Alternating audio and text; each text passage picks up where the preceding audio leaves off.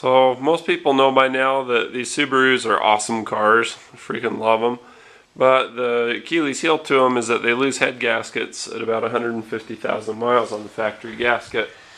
So you want to see what that looks like? I'll show you what that looks like. I got one right here. So that's the cylinder head sticking off on the side. This is a flex plate that goes to the torque converter. This is the back of the motor. Ah, where's the head? It's right here. No worries.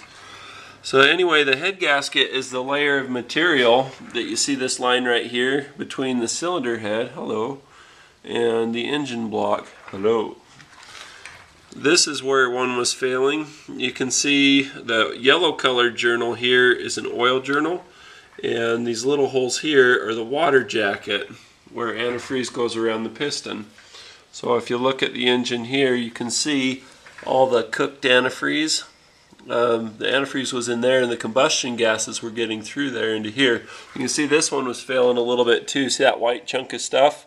That forms on the spark plugs, but it also forms on the piston. You can see the spark plugs are right here. They don't have too much of a coat. That one does. They got kind of a white coating. Now fuel additives will also cause a white coating, kind of a white concrete buildup of stuff. So if you use a lot of fuel injector cleaner and you see that on your spark plug, don't fear, that's normal. But if you don't use any and you're seeing that and you suspect a head gasket failure. Now the symptoms that you get with this one is I could drive all over town and it was totally fine, it wasn't any big deal, but then all of a sudden it would spike, it'd overheat like crazy, and you get out and look under the hood in the overflow bottle and it was like bubbling, like a steady stream of bubbles, and then you rev the gas and then it goes right back down, and it was fine for a while, and then it'd go right back up, right back down, you know, but it'd have these periods of like 15 to 30 miles between where it wasn't overheating at all. So basically what happens, this is another interesting thing, is that when this gets injected full of these compression gases, what happens is your water pump, all this silver apparatus that you see all around here, that's your water pump, and that's a water pump drive pulley. This is where your thermostat's mounted. See how close that is to this cylinder head?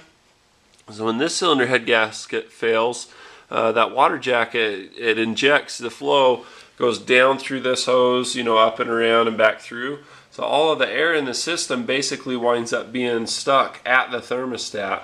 And when the thermostat is surrounded by air and not hot antifreeze on the spring goes up. The spring goes in there first. You want to see? That's the thermostat housing. Yeah, now you can see. So anyway, so basically what happens is it's like you have an intermittent bad thermostat. And so it'll just skyrocket and then go back, skyrocket and go back. Now this here, you see that rust color? That's from frickin' using straight water and not antifreeze that's good for treated, you know, for aluminum and whatnot. You just don't do that. You know, some people are like, oh, I'll do it for just a little bit. They'll add water because they have a radiator hose leak or a radiator leak and they just keep adding and it's just going out. Yeah, the damage isn't just a temporary loss of, you know, cooling performance. It rusts stuff up pretty bad. So anyway, that's what it looks like. See how the gasket's apart? Trying to get that to show, but you can see kind of a line of where the gasket failed, and where it failed goes into that water jacket. This one right here. I don't know how to light that up without blinding it. There you go. So you see where that's just blown. And what's interesting is there was no antifreeze in the oil pan. I checked for that. There wasn't any. It was just a mix between compression gases getting into the water jacket. No antifreeze going out the tailpipe. You know, it would only pass across that barrier, you know, on firing. So just the compression gases would get in. There's no oil in the antifreeze. So there's no oil residue on the radiator cap. There's no water vapor on the oil cap. You know, all I got was just a crazy overheating problem to where you grab the lower radiator hose, which bolts on at the thermostat housing, and the lower radiator hose would be cold, and then the upper radiator hose that comes off of here would just be firecracker hot, you know, during conditions of overheating. In addition, what was interesting is that the heater would go in and out, and I know that because, you know, look at me, I'm bundled up. It's a cold time of year for me. But basically the heater would have periods where it would be just blowing hot, just like, set that to medium or something. I'm cooking in here. And then all of a sudden it'd just be like just cold. It's like creepy, like when you feel chills and somebody's like, that was a ghost or something. But it's just like you'd feel it go cold periodically. And what that is those compression gases going through the heater core too. Some of that was getting through this.